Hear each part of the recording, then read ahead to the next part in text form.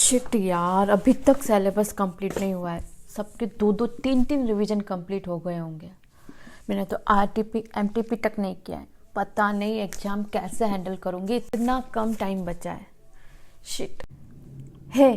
अगर मैं कहूँ कि अभी भी आपके पास इनफ टाइम है, आप प्रॉपर स्टडी करके आपका एग्ज़ाम क्लियर कर सकते हैं। जी हाँ, अभी आपके पास ना दो चॉइस है। या तो ये सोचे कि यार इतना कम टाइम बचा है, पता नहीं कैसे करूँगी, या फिर खुद को ये कहे कि नहीं यार, I have enough time and I can. तो चॉइस आपकी, आप क्या चूज़ करना चाहेंगे। Hello everyone, I am C Jagriti Jain और आज मैं आपके साथ शेयर करूंगी last 18 days preparation plan. Believe me friends, ये गेम चेंजर होने वाली है। देखो, आप सोच रहे हो इतना कम टाइम बचा है, अभी भी आपके पास 20 डेज बचे हैं dear. 20 days into 12 hours daily study अगर आप करते हो ना, तो आपके पास 240 डेज होंगे। यानी कि आप एक घंटे में एक नंबर जितना भी स्टडी करते हैं तो आप 240 मार्क्स ला सकते हैं। और अगर आप 12 घंटे स्टडी नहीं भी कर सकते, 10 घंटे ही कर रहे हो, तो भी 20 डेज इंटू 10 आवर्स आपके पास अभी भी 200 आवर्स हैं। और ये जो टाइम है ना, वो आपके रिजल्ट को चेंज कर सकता है। देखो, लास्ट के जो 20 to 22 डेज होते हैं ना, वो ही डिसाइड करते हैं कि आपका रिजल्ट क्या होने वाला है। आप जितने अच्छे से इसको यूज करोगे, जितने अच्छे से इस पीरियड में सेल्फ स्टडी करने वाले हो ना, वो आपके रिजल्ट को डिसाइड करेंगे। तो इस वीडियो में मैं आपके साथ प्रॉपर स्ट्रेटेजी शेयर करने वाली हूँ इन 18 दिनों की। लेकिन प्रिपरेशन प्लान स्टार्ट करने से पहले आप मुझे एक प्रॉमिस कीजिए कि आप खुद को रोज डेली अफर्मेशन देंगे कि यार, I can do it, I have enough time, I am giving my 100%, I will definitely clear this attempt. यार, जब एग्जाम क्लोज आते हैं ना, तो अंदर से बहुत घबराहट हो रही होती है। तो इस वक्त ना ये बहुत ज़रूरी है कि खुद को मोटिवेट रखो, क्योंकि जितना पीसफुली आप स्टडी करेंगे ना, उतने अच्छे से, उतनी जल्दी से आप अपना कोर्स कवर कर पाएंगे। जब भी ऐसा लगे ना कि डर सा लग रहा है, तो 2 मिनट ठहरिए और डीप ब्रीथिंग कीजिए। ये आपको रिलैक्स करेगी और आपका फिर से स्टडी पे फोकस कर पाएगी। So without wasting time, start our study plan. देखो, मैं मान रही हूँ आपके पास 18 डेज हैं, 10 डेज दिसंबर के और 8 डेज जनवरी के। 2 डेज हम हमारे फर्स्ट पेपर के लिए छोड़ रहे हैं, यानी कि आपके पास टोटल 18 डेज है। इसको आपको कैसे प्लान करना है, वो आज हम यहाँ शेयर करेंगे। तो अब आपको क्या करना है, 18 डेज को 2 पार्ट में डिवाइड कर देना है, 12 डेज एंड 6 डेज। अब 12 डेज में आपको क्या करना है, हर एक सब्जेक्ट को 4 डेज देने हैं। अगर आप बोथ ग्रुप दे रहे हो ना, तो आप इस टाइम को हाफ कर देना। अब इस 4 डेज में आपको करना क्या है, देखो, आपको सबसे पहले एबीसी एनालिसिस देखना है हर एक सब्जेक्ट का। ए और बी कैटेगरी के जो चैप्टर है ना, वो पहले कर लेने हैं। इसमें भी सबसे पहले वो सब्जेक्ट स्टार्ट करना है जिसमें आपको लग रहा है डर, जिसमें लग रहा है कि इस सब्जेक्ट की वजह से ना मैं फेल हो जाऊंगी, उसको ही सबसे पहले उठाइए। सबसे पहले बड़ी प्रॉब्लम को सॉल्व करें, ताकि आपके जो फेलियर का डर है ना, वो दूर हो जाए। अब इन 4 डेज में करना है क्या, सबसे पहले एक कैटेगरी के चैप्टर्स उठाइए, उसमें जो भी कॉन्सेप्ट है उसको अच्छे से समझने का ट्राई कीजिए। उसके बाद उसके क्वेश्चन एंड आंसर की प्रैक्टिस कीजिए।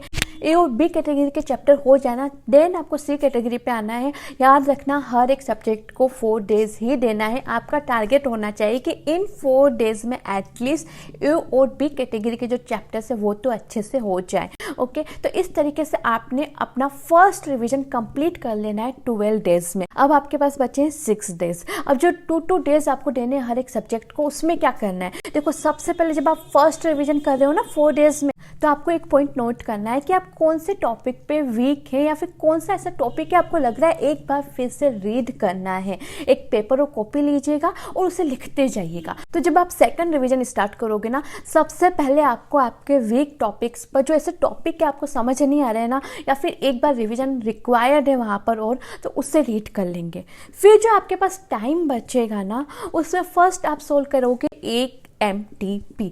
तो देखो, अभी आपने पूरा सब्जेक्ट कंप्लीट किया है, तो आप आराम से एमटीपी सोल्व कर लोगे और आपको आइडिया हो जाएगा कि आप कितने गहरे पानी में हो, आप कैसे क्वेश्चन को डील करोगे, कैसे क्वेश्चंस आपको प्रेजेंट करने हैं। अगर लिख के नहीं भी कर रहे हो तो ओरली कर लो, लेकिन एक बार आपको एक एमटीपी देखनी है, ताकि जो पेपर पैटर्न है वो आपको समझ में आ जाए। अब देखो, ये सारी चीज़ें ना आपकी एक दिन में हो जाएगी। अभी भी आपके पास एक दिन बचेगा। अब इस एक दिन में क्या करना है, एक दिन में आपके जितने भी ए और बी कैटेगरी के चैप्टर्स थे ना, उसमें जितने भी क्वेश्चंस है ना, इंपॉर्टेंट क्वेश्चंस हैं, उन पर फोकस करो। देखो, बहुत बहुत सारे टीचर्स के इंपॉर्टेंट क्वेश्चंस की लिस्ट आ जाती है जिसमें से मैक्सिमम पूछे जाते हैं। तो आप इसे नेट पर सर्च कर लोगे ना तो मिल जाएगा। अगर वो कोई क्वेश्चन की आपको लिस्ट मिल गई है ना, 25 क्वेश्चन 50 क्वेश्चन, तो वो सोल्व कर लीजिए इस दिन में, ताकि जो क्वेश्चन एंड आंसर की प्रैक्टिस आपकी होगी ना वो आपको एग्जाम में हर एक क्वेश्चन को अच्छे से अटेंड करने में बहुत हेल्प करेगी। तो देखो, जब आप आपका फर्स्ट रिवीजन कर रहे हो ना तो ये चीज़ माइंड में लेके चलना कि यार इस टॉपिक को मैं लास्ट डे कैसे रिवाइज करूँगी।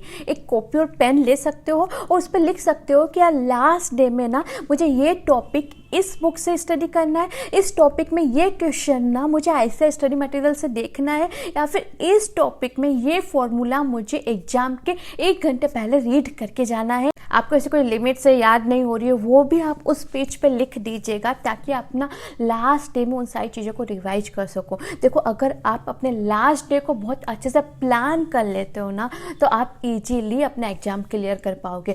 तो आई होप ये जो 4+2 डेज का फॉर्मूला है आप अपनी स्टडी में फॉलो करोगे और अच्छे से एग्जाम दे पाओगे। देखो, जब फर्स्ट रिवीजन कर रहे हो ना तो माइंड में ये चीज़ जरूर लेके चलना कि इस टॉपिक को मैं लास्ट डे कैसे रिवाइज करूँगी, और अभी कोई भी न्यू टॉपिक स्टार्ट मत करना, क्योंकि अभी इतना टाइम नहीं है कि कुछ नया कर लो। ओके, और रिवीजन लेक्चर्स पर आपको ज़्यादा टाइम वेस्ट नहीं करना है। जिन टॉपिक्स में डिफिकल्टी आ रही है ना उन टॉपिक्स को आप एक बार देख लीजिएगा, और अगर आप रिवीजन लेक्चर्स देखना भी चाहते हो ना तो उसे नाइट में देखने का प्रेफर करना, क्योंकि नाइट में जो हमारा एनर्जी लेवल होता है ना वो कम होता है। तो मॉर्निंग में आप अपने सेल्फ स्टडी पर टाइम दीजिए, और नाइट में अगर आप रिवीजन लेक्चर्स देखना चाहते हो तो उस पर टाइम दीजिएगा।